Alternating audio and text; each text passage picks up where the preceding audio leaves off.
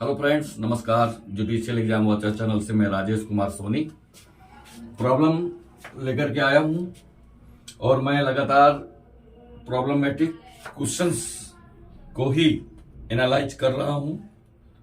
कोशिश कर रहा हूं ये बताने की कि हम प्रॉब्लम को किस नजरिए से देखें और उसका आंसर हम कितने आसानी से कर सकते हैं।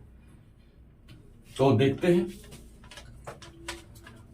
समस्या आपके सामने है कि बी की हत्या करने के उद्देश्य से ए बी के शयन कक्ष में रात्रि में प्रवेश करता है।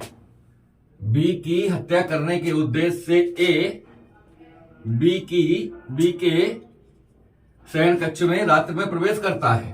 ध्यान देने की बात है, रात्रि में प्रवेश करता है, किंतु बी अन्यंत्र गया हुआ था। यह भी ध्यान देने की बात है। अब आपको यह बताना है ए दोषी है, यानी कि ए ने कोई अपराध कर दिया, यह आपको बताना है। तो सिंपल सी बात है, प्रॉब्लम का आंसर इसी में है। देखिए, ए जब बी के शयन कक्ष में रात्रि में घुसा, प्रवेश किया, तो वो पाता है कि बी है ही नहीं घर में, बी तो कहीं और गया हुआ है।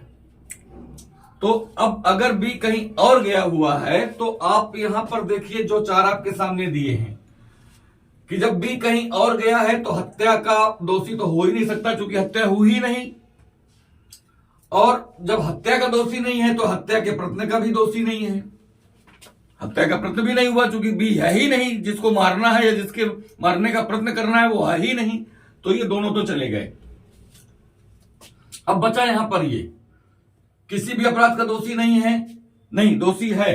देखिए, अब ये वाला, ये जो बी के शयन कक्ष में रात्रि में प्रवेश करता है, तो भाई बी से तो पूछ करके प्रवेश किया नहीं होगा, है ना। उसका तो उद्देश्य बी की हत्या करने का था, तो बी की हत्या करने के उद्देश्य से ही तो बी के शयन कक्ष में रात्रि में प्रवेश किया। तो अब चूंकि बी नहीं मिला तो ये अपराध तो नहीं बनेंगे, लेकिन ये अपराध बनेगा। गृह अत्याचार का अपराध बनेगा। तो ए जो है गृह अत्याचार का दोषी है, इसमें कोई डाउट नहीं है।